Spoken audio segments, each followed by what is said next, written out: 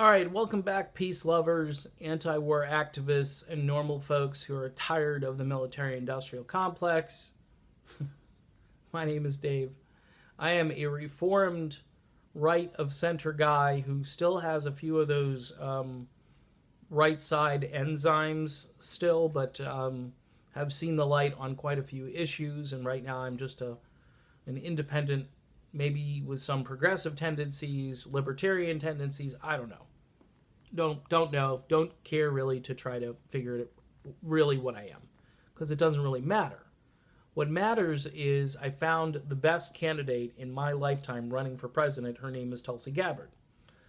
And now that really great candidate is being smeared as a Russian agent, an Assad apologist, somebody who has a vague or naive view on foreign policy, somebody who's secretly a hardcore right-winger.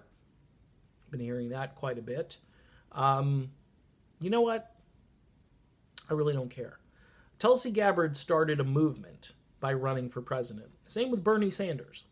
The Bernie energy coupled with this new Tulsi energy, one focusing more on domestic issues, the other focusing more on foreign policy, international issues.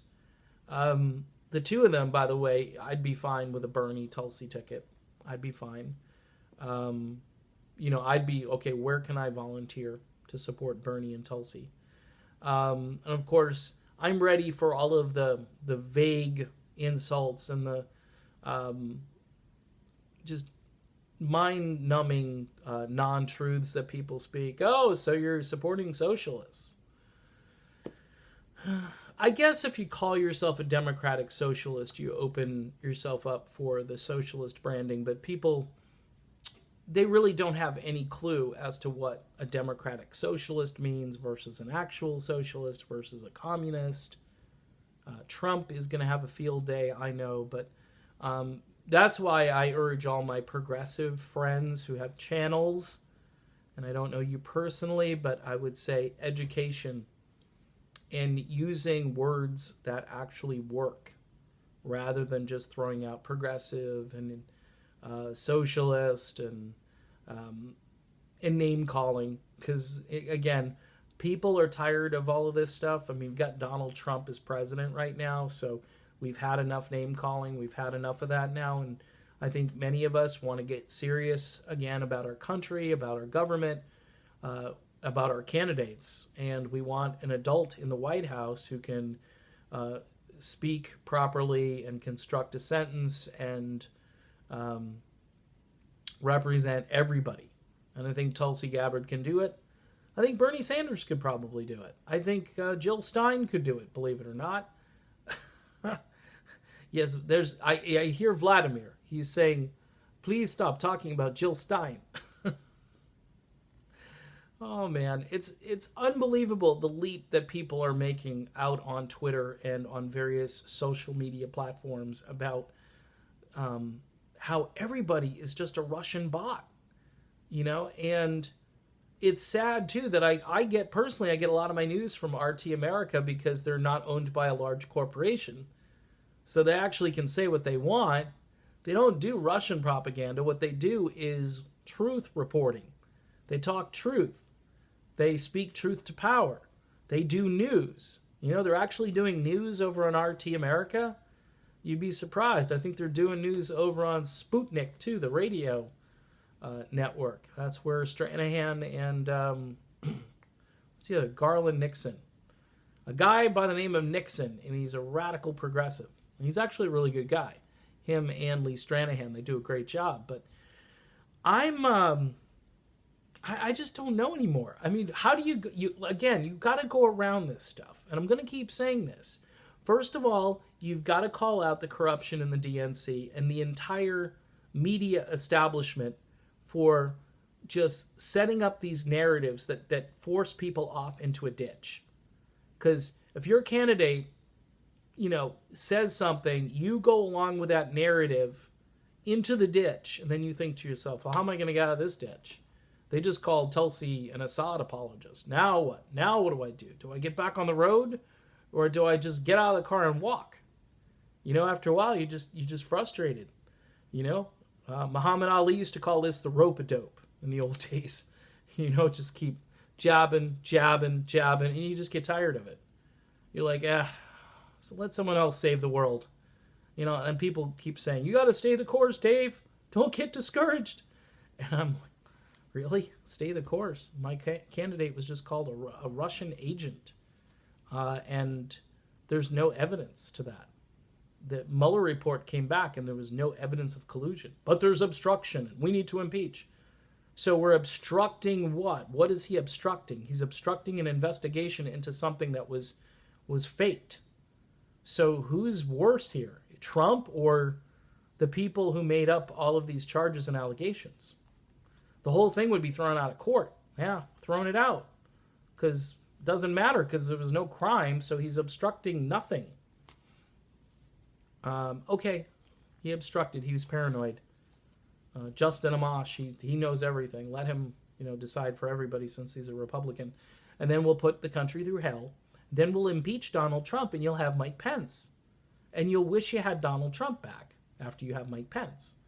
Because Mike Pence, well, it depends. The deep state, and even though, people hate Pence's religious views and so forth, he'd be great when it comes to going to war and ousting dictators. I mean, Mike Pence would be just the best. So this is what everybody seems to want to do. They don't even care about what it would do to the country, who you'd have as president. And Pence is significantly younger and more connected. He would have the support of all the never Trumpers. He'd have support even from some on the fake liberal left who at least understand that Mike Pence understands the world, whereas Donald Trump was just a puppet of Vladimir Putin. Because we know Pence has never liked Putin, and he carries that forward. He doesn't make any, he makes no bones about the fact that he's not a fan of Russia and Putin. So we all should be on the same page. At least at that point, we'd be on the same page. And I'm sure Joe Biden loves Mike Pence too. So it'd be a great contest, Pence versus Biden, but you better hurry if you want to impeach Trump so you can see, the greatest show on earth, and then the ratings will go. People are thinking to themselves, it's just another ratings ploy. Let's do impeachment proceedings. That'll be great for ratings. They don't care about the country. They don't care about how Americans are going to go bananas. Do you think the Trump fans are going to take impeachment lying down? Nope. That's why Tulsi Gabbard is right. Can we just move on? And they're peppering her. Well, do you think they should keep investigating? And she's got to say, she should say, I know what she should say. She should say, I think we've wasted enough time. But she says, yeah, keep investigating obstruction, I know she's got to say that. And I think there are a lot of politicians who now are maybe smelling blood in the water and they think they've got Trump. Okay, our country doesn't move forward if this is what you're going to do. And we've wasted an incredible amount of time where we could be explaining Medicare for all, where you could explain how we need to reform government pretty much across the board, where you could talk about free speech and how that's essential to a thriving democracy. You could talk about any issue you want, but instead you're talking Trump and impeachment and obstruction, and Trump's bad and he's orange and he's done so much damage to the country and to the Constitution and yada, yada, yada. You got one more year and you could replace him with somebody who's truly better and has a platform that will beat Donald Trump. And that would be Tulsi Gabbard, Bernie Sanders, Jill Stein. Those three. And I put Stein in there because, let's face it, if the Democrat thing is just hijacked again, you're going to need an alternative. And I don't think Bernie or Tulsi are going to go third party. I think they signed a pledge, and I think they want to keep their positions in government. And I don't know. I'd like to see them go third party, Jill Stein even said, I wish that Tulsi would become a Green. And Tulsi, you know, if you really want to mess up the establishment, run your next congressional campaign as a Green Party person. You know, run for president as a Green next time around. I know you can't do it this time. I don't think you can. I mean, technically you could. You could just forsake your position and stay in Congress till your term runs out and then, you know, be the next president. You know, I don't know if you'd win the election, but man, it would be inspirational to the country.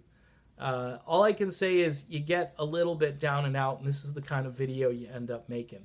So, again, I've got to try to avoid trolls and people calling me a Russian plant and Putin's buddy and all this stuff. It means nothing. It's nothing. It's just, when you have nothing, this is the kind of crap that you make up. And in the end, we have to just stay the course. This is a movement more than it is just about one or two people. It's a movement of people that are waking up to the idea that the military-industrial complex, the oligarchs, the big banks, the media, which is owned by all of these different entities and really works for them, not for us. You know, they let us get the information that they think we should have. All of this is kind of stacked against us. So we all have to get on here and other places, talk about the corruption in the DNC, number one, and two, talk about the next thing that we need to do, which would be to start another political party or movement outside the two-party paradigm. It has to happen. It's way overdue. All right, I'm done. I'm rambling, so I'm going to leave you. See you soon.